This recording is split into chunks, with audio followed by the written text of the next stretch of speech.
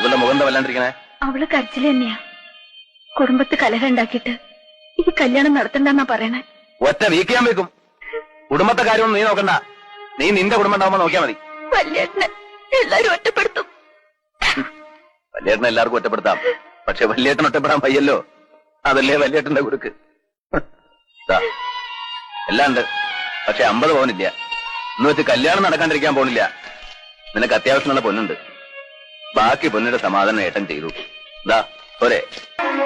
ആ ഇനി പ്രതികൂട്ടി കയറാം. വിസ്തരിക്കാം. വക്കീലിനോ ജഡ്ജിക്കോ ആർക്ക് വേണം വിസ്തരിക്കാം. ഏട്ടനെന്താ പരിഹസിക്കാണോ? ഞങ്ങളോട് ആലോചിക്കാതെ ഏട്ടൻ ചെയ്യണമൊന്നും ശരിയല്ല. ഞാൻ എന്ത് ചെയ്തു? എല്ലാവരോടും ആലോചിച്ച് തന്നെ അവളുടെ കല്യാണം തീരുമാനിച്ചത്. ഒടുവിൽ നീ എന്ത് ചെയ്തു? എന്നെ വഞ്ചിച്ചു. ഇനിയും ഞാൻ ചെയ്യുന്നോ നിന്നോട് ആലോചിക്കണോ? ആഹാരം ബാധ്യതപ്പെടുത്തി പണം വാങ്ങിയില്ലേ? അതെന്നോട് ആലോചിച്ചോ? എല്ലാവരോടും കൂടെ അങ്ങനെയാണ്. നിങ്ങളൊന്നും പറയണ്ട, ഞാൻ പറയാം. എല്ലാവർക്കും ഭാഗം പിരിയണമെന്നുണ്ട്. അത് നടത്തി കൊടുക്കണം. ഇനി ആഹാരം ബാധ്യതപ്പെടുത്തിയിട്ടുണ്ടെങ്കിൽ അത് നീ ഏൽക്കുകയും വേണം. അമ്മ എന്ത് പറഞ്ഞു? ആകെ നടക്കട്ടെ. എല്ലാരും തല്ലി പിരിയണേലും നല്ലത് അതന്നെയാ. നടക്കട്ടെ.